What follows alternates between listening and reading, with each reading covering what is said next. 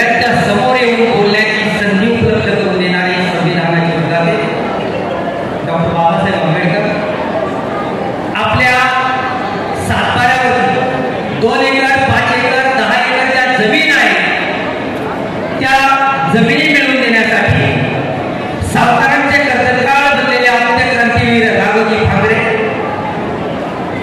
महात्मा फुले सावित्रीबाई फुले सर्व महामानव आणि ज्यांनी जल जंगल आणि जमिनीसाठी लढा दिला, इंग्रजांना सळोकीपळ करून सोडलं असे क्रांतिसूर्य भगवान महामानव बिरसा मुंडा या सर्व क्रांतिकारकांना महामानवांना वंदन करून मी माझ्या छोट्याशा मनोगताला सुरुवात करतो.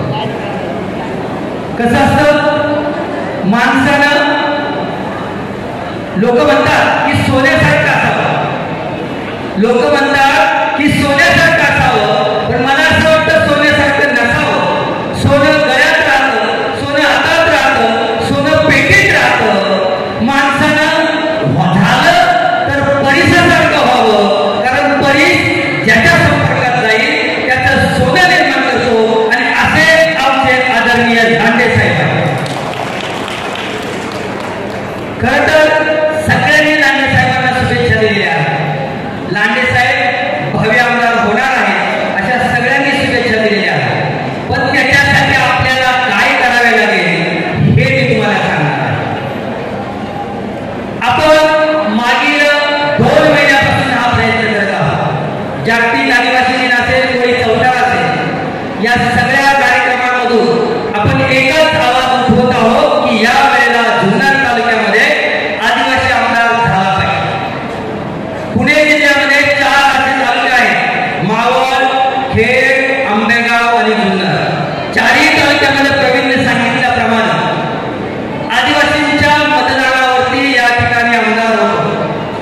या पश्चिम पट्ट्यामध्ये सह्याद्रीमध्ये आदरणीय शरदचंद्रजी पवार साहेब यांच्या शब्दाला किंमत देऊन अख्ख्या सर्व सह्याद्रीमधील आदिवासी बांधवांनी मतदान केलं आणि आदिवासी भागामध्ये सर्वांना खासदार करण्याचं मध्ये सर्वात मोलाचा वाटा उचलला असेल तर तो आदिवासी समाजाने उचलला. मग या वेळेला आमचं म्हणणं काय की या वेळेला आम्हाला जुन्नर तालुक्यामध्ये आदिवासी आमदार करायचा आहे, म्हणजे करायचाच आहे अशी आम्ही भूमिका बांधलेली आहे. त्याच्यासाठी काही करावं लागलं तरी चालेल.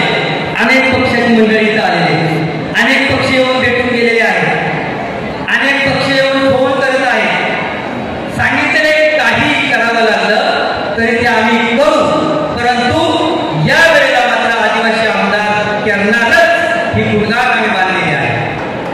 आदरणीय शरदचंद्रजी पवार साहेबांनी 1978 साली हा प्रयोग केला होता. 2 वर्षासाठी आदरणीय निसर्गवासी कृष्णराव मुंडे साहेबांना आमदार केलं होतं. त्यांचे वारसदार या ठिकाणी बसलेले. कृष्णराव मुंडे साहेबांना आमदार केलं आणि आमच्यासारखी पोरं शिकली म्हणून बोलू लागलं.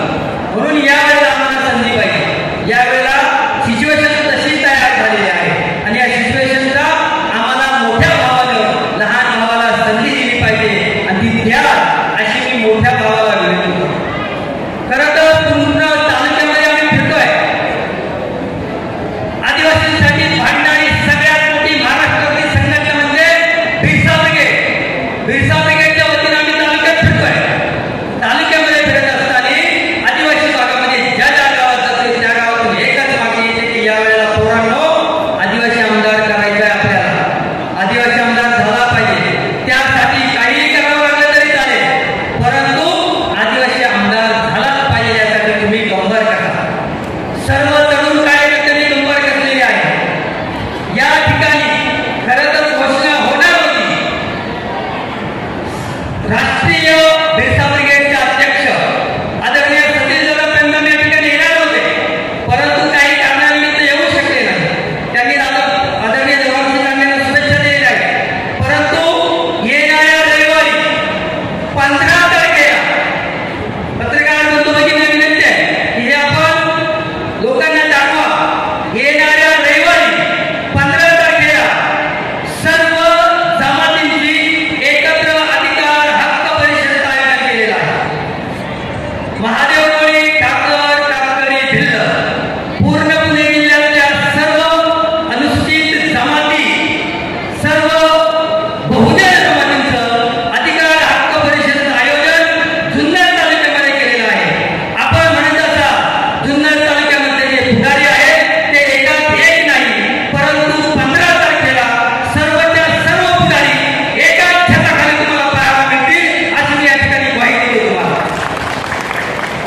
यावेळेला सगळ्यांनी पुढाऱ्यांनी तरुणांनी कंबर घातलेली आहे की आदरणीय देवरामजी शेठ लांडे साहेबांनी अख्खा आदिवासी समाज जागृत केलेला आहे आणि जागृत केल्यामुळं यावेळेला आदिवासी आमदार झाल्याशिवाय राहणार नाही असं मी तुम्हाला छाती ठोकपणे सांगतो। परंतु आपल्याला नेतृत्वाने सांगितलेलं आहे की तुमची ताकद किती आहे इंग्लंड तालुक्यामध्ये हे आम्हाला पाहायचे आहे। म्हणून ज्यांच्याकडून आपण तिकीट मागतोय त्यांनी आपल्याला सांगितलेलं आहे की आदिवासी समाजाची ताकद किती आहे ती आम्हाला बघायची आहे आणि ती ताकद दाखवण्याची वेळ येत्या रविवारी 15 तारखेला आलेली आहे बांधवांनो। त्यामुळं सर्वांनी येत्या 15 तारखेला रविवारी सोमवारी आश्रमशाळेच्या समोर जो भवानी लॉन्स म्हणून कार्यालय आहे त्या ठिकाणी सर्वांनी उपस्थित राहायचंय आणि त्या ठिकाणी आपल्या आदिवासी आमदाराच्या नावाची घोषणा होणार आहे। म्हणून सर्वांनी त्या ठिकाणी उपस्थित राहावं। मी बिरसा ब्रिगेड सह्याद्रीच्या वतीनं आदरणीय देवरामजी शेठ लांडे साहेबांना तसेच माझ्या तळेगाव गावाच्या वतीनं आदरणीय देवरामजी शेठ लांडे साहेबांना या ठिकाणी वाढदिवसाच्या लाख लाख हार्दिक शुभेच्छा देतो। साहेब तुम्ही शतायुष्य व्हावं आणि आमदारच नाही तुम्ही खासदार व्हावं अशी मी सगळ्यांच्या वतीने या ठिकाणी प्रार्थना करतो आणि थांबतो। जय आदिवासी। नवनवीन आणि ताज्या घडामोडींसाठी महाराष्ट्र जनभूमी न्यूजला सबस्क्राईब करा, त्याचबरोबर बेल आयकॉनवर क्लिक करा आणि मिळवा आमच्या बातम्यांचे नोटिफिकेशन्स।